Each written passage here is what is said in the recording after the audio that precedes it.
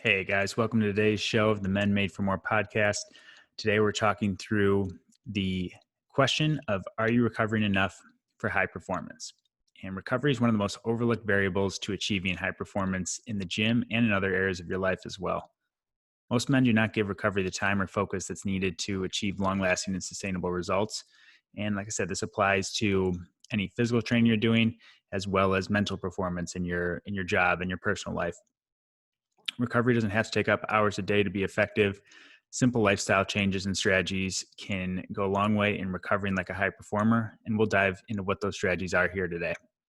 When you can give recovery the focus it deserves, you'll break through any barriers that are keeping you from achieving high performance in your workouts and in your life. So, how much time and focus do you give to your recovery? My guess is probably not enough. If you've ever felt the following, then you might be neglecting the importance of recovery.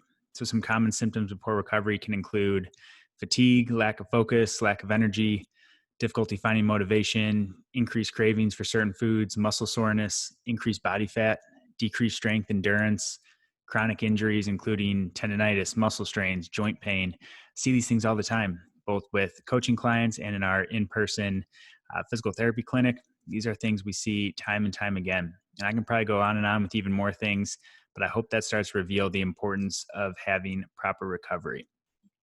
I get it though. Recovery is not fun and it takes a little bit of time and focus to improve. And for most men I get to work with in our coaching program, time and focus isn't something these busy individuals just have laying around in abundance. There's not many people that's just free time grows on trees and I can spend as much time recovering as I want. It's just not the case for most people. One of my coaching clients, though, Sean, originally reached out to me out of frustration for always getting hurt. And he was a former athlete, college football player, still loves to be active, hiking, snowboarding, doing all those things that they do in Denver, Colorado now. He enjoys pushing himself, but it was coming at a cost. When he originally reached out, he had ongoing shoulder and low back issues that just weren't going away. And they were also happening longer and longer, where initially shoulder would get hurt, tweaked, and within a week or two it would be back. But that week or two turned into a few weeks, which turned into a couple months, and it just wasn't getting better. And there were these lingering things that were just becoming more and more prevalent. So Sean also has a fairly sedentary and super busy job, and it's hard enough for him to find time to work out, let alone find time to recover. And the first thing we had to do was fix his current exercise program. His training was so imbalanced and missing some key things that were needed to set him up for success. And that's very much a low-hanging fruit thing. That's one of the first places we look is the training program if injuries are occurring. But once that was cleaned up, that still only got him part of the way towards his goals. And while he wasn't getting the flare-ups that he had before, those things were under control. He still wasn't performing to the level that he was hoping for. And the second piece we had to address was the recovery side of things. So this didn't take more than 5 to 10 minutes a day, and all it required was some simple lifestyle changes. So that's the key thing to see here is that this doesn't have to take hours and hours a day. We found some ways to get him moving more throughout the day. We gave him a quick mobility sequence that would take him 5 minutes on the days he wasn't at the gym. And we added some simple recovery strategies to the end of his workout. Now, fast forward almost 2 years working together now, and he amazingly hasn't had any flare up of injury since we started the coaching program together, and is performing at a higher level and feeling better than he has since when he was in college playing football. And that's the kind of results that you can get when you're stacking all these things. So recovery alone isn't going to get you all the way there, but recovery in combination with a good training program and in combination with good nutrition and clear path of where you're going, clear action steps, all these things stack up to create some incredibly high performance, but recovery is a big piece of that. So what can you do to start to recover better and maximize your performance? What can the other busy men out there like Sean do to find simple strategies to get back to performing at a high level and feeling your best? So we're going to talk through a few things here that you can apply immediately. And like I said, these things do not have to be complicated. They don't have to even take long, but they are important to start to implement in and pick one thing to start with, pick a couple things to start with, but make sure you can pick something that you can stick to. So first, incorporate recovery into what you're already doing. This is huge, especially with the busy individuals that we're working with, the guys with stressful jobs, with jobs that require them to be working long hours. they might not have time to recover, have set recovery blocks, but you can incorporate these things into what you're already doing. Walk around when you're taking a call, stand or stretch while you're at your desk and you're able to. Find a stretch you can do every time you go to the bathroom or get up for something to drink. Love these, what we call triggers that people can use to implement into things that they're already doing. If you're already going to be going to the bathroom, use that as a cue or a trigger to perform some kind of stretch, to do a little bit of breath work or something that might help you calm down from a physical standpoint and a mental standpoint. And these are good things to implement into what you're already doing. Next, recommend making 5 to 10 minutes in your day to perform some movement and mobility work. If you need ideas on this, I've linked our free 30-day mobility challenge in the show notes. This goes a long way in keeping your joints and muscles healthy and happy. And it doesn't have to be an hour-long yoga class if you don't have the time to do that. If you do, great, but there's more simple things, and that's why we made the mobility challenge that we did, is that in 5 to 10 minutes a day, it's the consistency over time that creates some real good, long-lasting results. And I recommend you guys prioritizing that, especially if you're trying to be active and perform at a high level physically. Next thing, plan in low-intensity activities the same way you plan in your high-intensity activities. It's great to push yourself running, to push yourself in the gym, to do these different things, but the low intensity activities need to be prioritized as well. And that's where we really recover. Those are the things that allow us to heal and flush out toxins and lower our heightened nervous system and things that are already stressed from some of the physical demands we placed on it.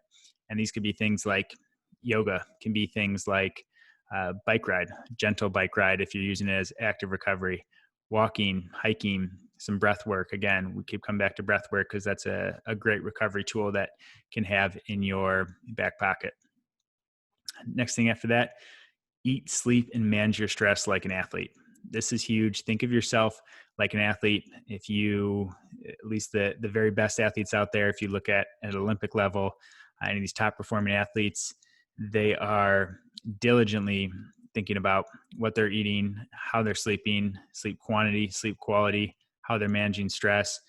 These are all things that we can learn from. And while I get it, we don't have our full-time job is not to participate in a given sport, but at the same time, want to start to take these principles and start to apply these things to help better manage your recovery. If you're doing those things, if you're hitting good nutrition, eating, good sleep, managing stress well, and following an exercise program that works for you, you're going to be doing a pretty good job recovering. You're probably going to prevent some of those strains we talked about, those muscle pulls, those joint pains, those chronic issues that keep coming back. And next point here is it's okay to train hard, but make sure you're training smart. And that's what we were just talking about, of having intelligent programming is huge. And whether you go to a group gym for this, whether you seek out a coach like myself, whether you seek out a local trainer, make sure you're finding someone who knows how to intelligently program for your goals.